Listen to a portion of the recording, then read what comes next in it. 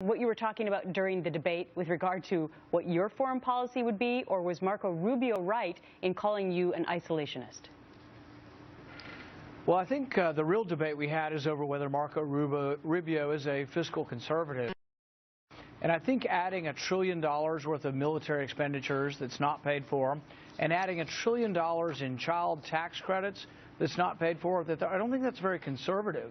These child tax credits that he's talking about currently have a 25% fraud rating and improper payment rating. Okay. And the Investigator General actually found that $4 billion worth of these tax credits were going to illegal immigrants.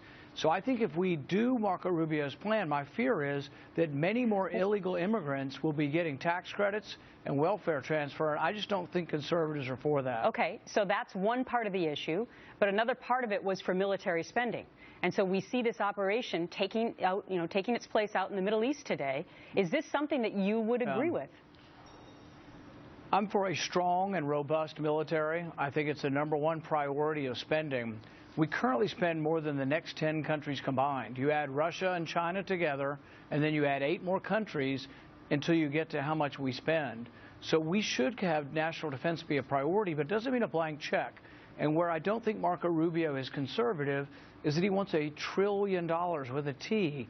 And I think as we go further and further into debt, we actually become weaker and that we become less safe. Admiral Mullen said that the biggest threat to our national security right now is our debt. And I think Marco Rubio, if he had our way, he would pile on so much new debt that we would be inundated with the debt. It does bring a very interesting